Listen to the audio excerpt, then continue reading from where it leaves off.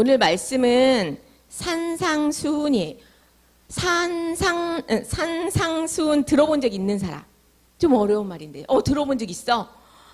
사실 너희들이 이제 주일학교에서나 이럴 때는 들어보긴 힘들고, 근데 하여튼 어디 말씀이나 이런 목사님들 하신 말씀에 산상수훈이라는 말은 한두 번 들어보실 수도 있어. 뭐냐면 산 위에서 베푸는 말씀인 거야. 산 위에서 예수님이 우리들에게 말씀하신 말씀, 베풀어 주신 말씀을 산상수훈이라고 한자어로 이렇게 얘기하는데, 산 위에서 말씀하셨다 그거예요. 그 중에 오늘은 팔복에 대해서 할 건데, 팔복 뭔지 알아?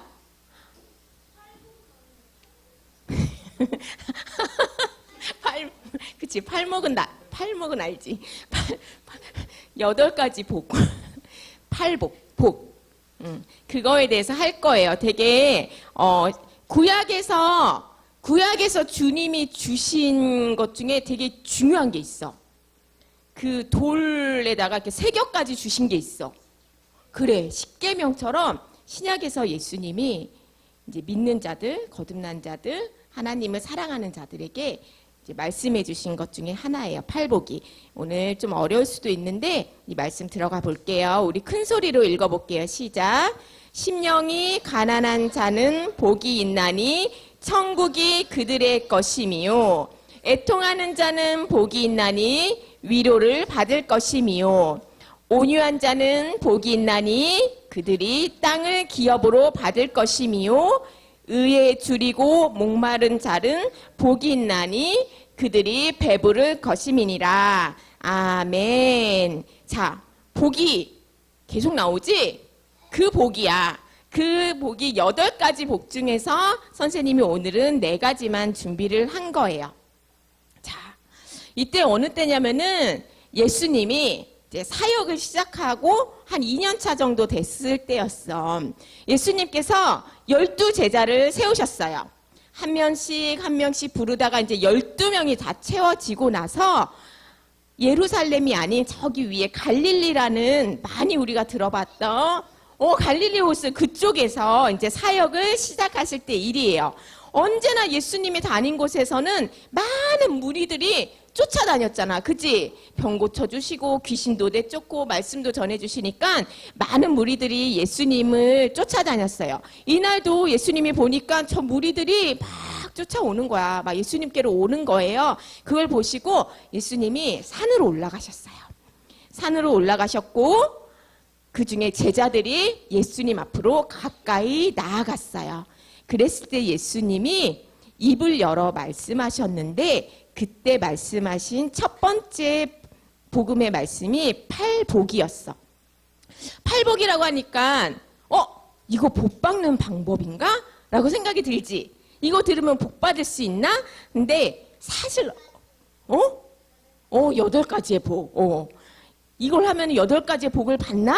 근데 엄밀히 말하면 말이지, 이게 뭐냐면은 그 예수님을 따라가기 위해서 제자들이 다 자기 거 버렸잖아. 자기 직업, 재물, 가족들을 우선으로 두지 않고 예수님을 따른 그 제자들한테 하는 얘기예요. 너희들이 하나님의 자녀, 나를 따르면서 모든 걸 버리고 나를 따르면서 하나님의 자녀, 천국 시민으로 사는데, 그런 자들에게 나타나는 복이 이거야. 이게 정말 하나님을 따르는 자들이 받을 수 있는 거야. 그래서 복에 대해서 말씀하신 거예요. 근데 얘들아, 복 있는 자에 대해서 말씀하신 말씀 너네들도 아는 게 있어. 복 있는 자는 하면서 뭐지? 어디서 나온 거지? 시편 1장이야. 시편에서도 제일 첫 번째는 복 있는 자에 대해서 나오죠. 복 있는 자는 악인의 길을 뜯지 아니하고 죄인의 길에 서지 아니하고 오만한 자리에 앉지 아니하고 막 이러면서 나온 그 복 있는 자가 천국 시민이다. 하나님을 따르는 하나님의 제자들이다. 자녀다. 이 말씀을 하시는 거예요. 자, 구약 때 아까도 말했지만 하나님께서 이스라엘 백성들을 애굽에서 출애굽시키시고 하나님의 선택된 백성, 그들에게 특별히 법을 주셨어. 계명을 주시고 율법을 주셨어. 그게 뭐라고? 그게 뭐였지? 십계명. 십계명하고 율법을 주셨죠. 이스라엘 12지파에게 주셨어요. 그것처럼 예수님도 12제자를 뽑으시고 제일 먼저 하시는 게 너희들이 먼저 천국 시민으로서의 삶은 이런 거다라고 말씀을 하신 거예요. 그래서 예수님은 제자들에게 너희들이 이런 복 있는 자가 되어 세상 속에 소금과 빛으로 살아야 돼. 이거를 나타내신 거였거든요. 얘들아, 십계명은 총 몇 개로 돼 있었지? 십계명이 총 몇 개가 돼 있어? 10개로 돼 있지. 선생님이 십계명이라고 했으니까 10개 계명으로 돼 있죠. 이 십계명도 크게 두 가지로 나눌 수 있어. 1에서 4계명은 나와 하나님과의 관계. 그리고 5에서 10계명은 인간 사이에서 관계. 하나님 사랑, 이웃 사랑. 예수님이 두 가지 계명으로 나눠주셨지. 하나님 사랑, 이웃 사랑. 근데 그거랑 똑같이 팔복도 이렇게 나눌 수 있다. 하나님 사랑, 이웃 사랑. 이렇게 나눠져요, 팔복이. 그래서 우리 오늘은 1, 2, 3, 4번에 대해서 할 거예요. 자, 첫 번째가 어떤 자? 심령이 가난한 자. 심령이 가난한 자래요. 심령이 가난한 게 뭘 것 같아? 뭘 것 같아? 심령이 뭐야? 마음? 마음이 가난한 사람? 돈이 없는 사람? 아픈 사람? 아니, 다 그럴 수 있지. 돈이 없고 아프고 힘들고. 근데 진짜 그럴 수 있어. 돈이 없고 아프고 힘들고 괴롭고 인간관계에서 막 왕따고 그럴 수 있어. 그래서 힘들 수 있고. 근데 하나님이 말씀하신 항상 영적으로 먼저 얘기하시는 거는 내 안에 텅 빈 거야. 너무 가난해. 뭐가 없어? 하나님의 은혜가 없어. 하나님이 없어. 하나님과의 교통함이 없어. 그게 심령이 가난한 자예요. 그래서 이런 자들은 하나님한테 늘 외쳐요. 주님, 내가 주님 없이는 살 수 없어요. 주님의 은혜 없이는 살 수 없어요. 주님, 제가 지금 너무 힘들어요. 내게 기쁨이 없어요. 내게 평안이 없어요. 이게 내 안에 예수 그리스도가 함께하지 않았을 때 기쁨이 없고 평안이 없거든요. 이런 사람들은 돈이 많아서 행복한 게 아니야. 권력이 있어서 행복한 게 아니야. 명예가 있어서 행복하지 않아. 명예? 그거 있잖아. 장군님 정말 멋있습니다. 나라를 지킨, 나라를 구한, 멋있는 사람, 명예, 장군님 뭐 이런 거 있잖아요. 대통령 명예 이런 거. 이게 보여지는 그 훌륭함, 그런 거. 그런 게 다 중요하지 않아요. 내가 가난해도, 질병이 있어도, 돈이 없어도, 내가 괴로워도 하나님 한 분만으로 행복할 수 있는 사람이 그 사람이 심령이 가난한 자예요. 나는 다 필요 없어요. 하나님만 있으면 돼요 하는데 하나님이 내 안에 없어.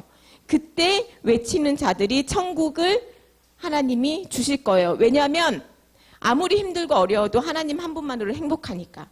이 땅이 천국이 되는 거야. 그 사람이 있어요. 여러분은 모르는데 어떤 여자가 있어.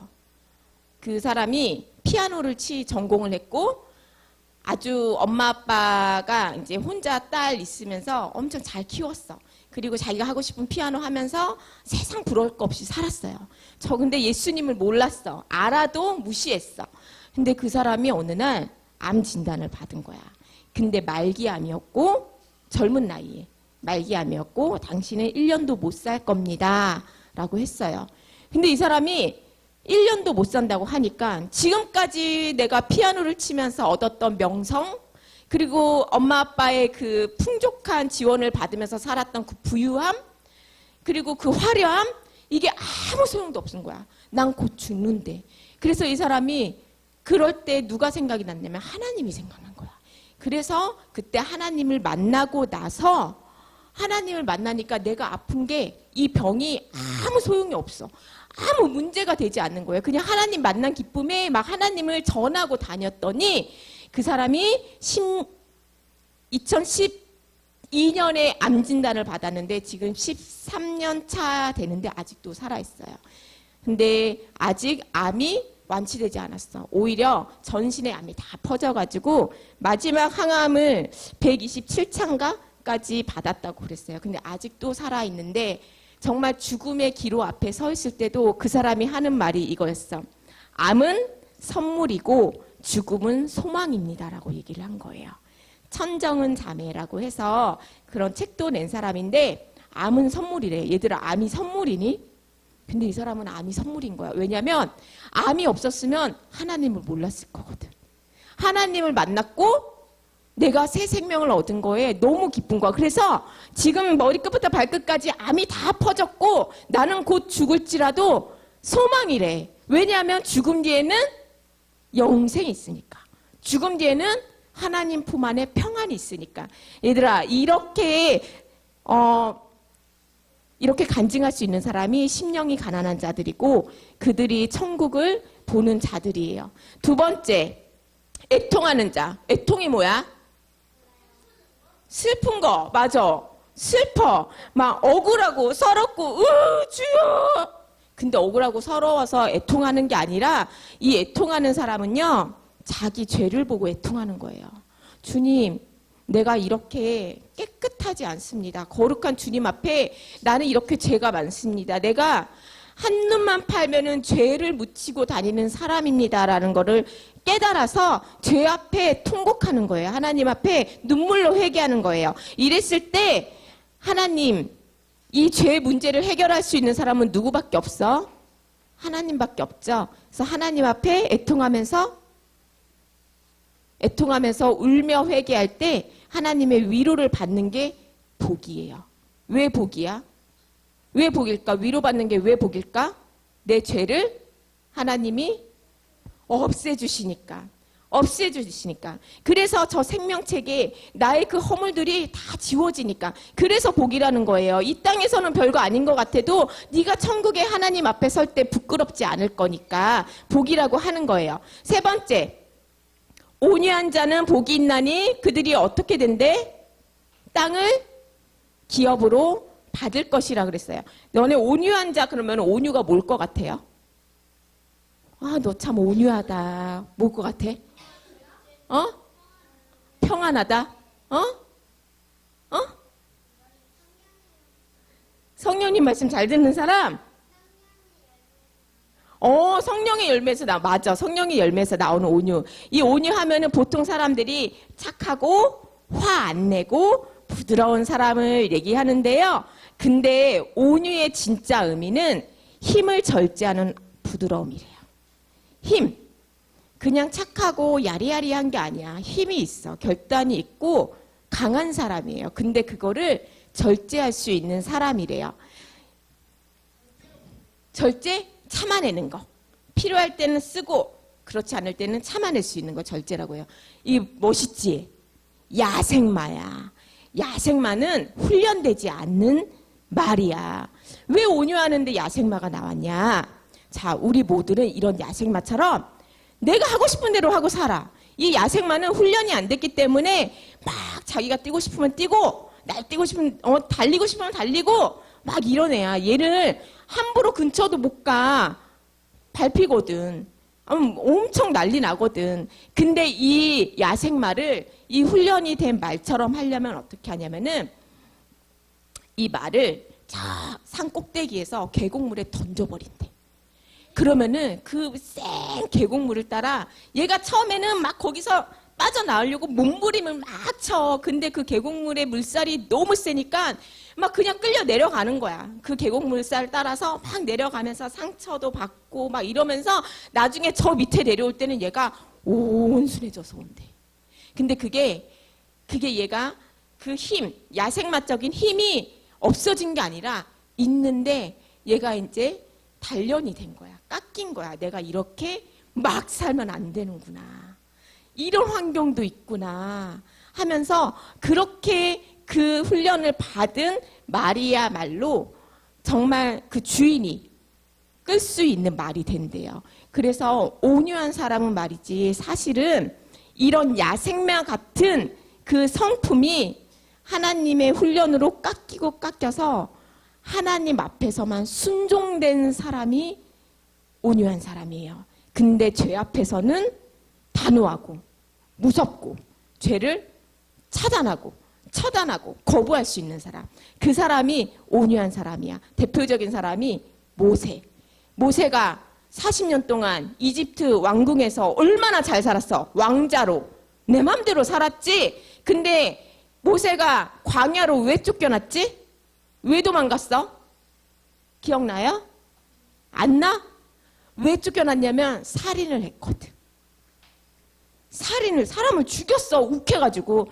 그래서 광야로 쫓겨났어요. 모세가 40년 동안 광야 생활을 하면서 이 연단의 과정을 겪은 거야. 40년 동안 훈련을 받고 40년 뒤에 하나님의 부르심을 받을 때는 하나님이 모세야 해라, 하지 마라, 앉아라, 서라, 순종할 수 있는 모세가 됐던 거예요. 그리고 바로 왕 앞에서는 당당하게 하나님의 말씀을 전할 수 있는 단호함을 갖고 하나님 앞에 순종할 수 있는 그런 모세가 됐던 것입니다. 그래서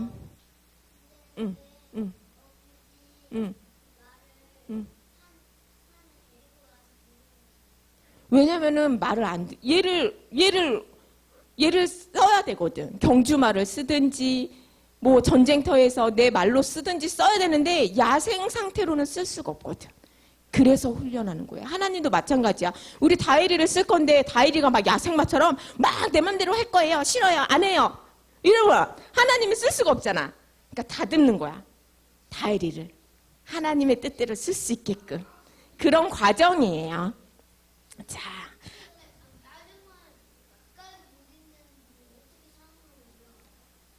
멀리서 잡아서 어떻게 하겠죠. 어쨌든 간에. 나도 몰라요. 어쨌든 네 번째, 의에 줄이고 목마른 자도 복이 있대요. 의에 줄이고 목마른 자. 의가 뭘까? 하나님의 의야. 하나님의 의를 알 수 있는 방법. 가장 쉽게. 하나님의 의를 알 수 있는 방법이 뭐예요? 너희들이 다 가지고 있어.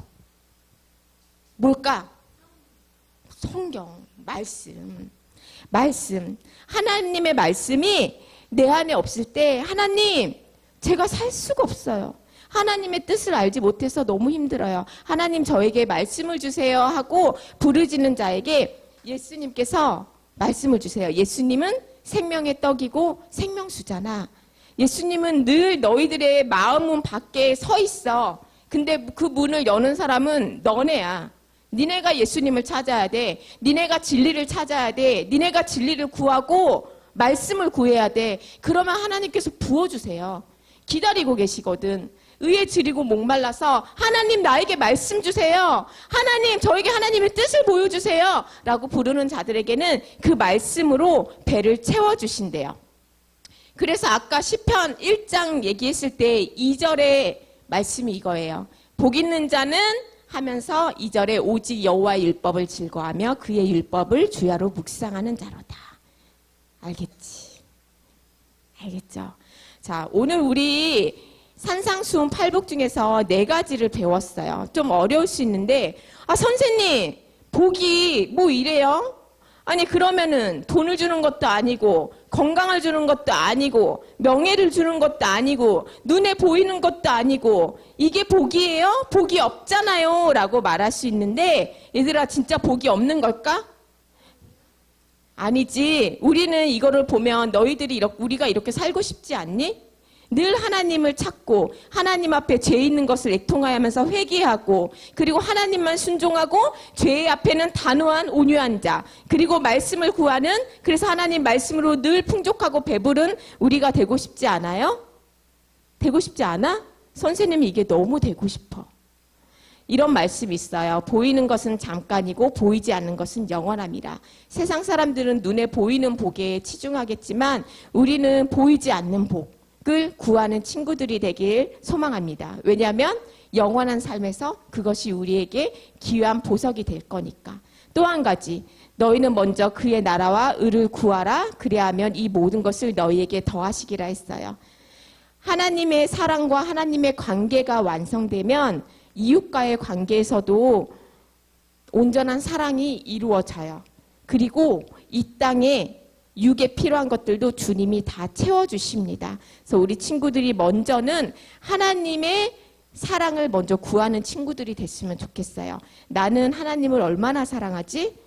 나는 하나님과의 관계를 얼마나 소중하게 생각하지? 나는 하나님 말씀을 얼마나 사모하고 구하고 있지? 나는 하나님 말씀에 얼마나 순종하고 살고 있지? 여러분들을 돌아보고 하나님을 더 구하는 우리 친구들의 한 주가 되길 예수님의 이름으로 축복합니다. 오늘 말씀 여기까지예요. 팔복의 4가지 조금 어려울 수 있는데 우리 친구들이 기억할 거는 하나야. 하나님 사랑. 하나님 사랑.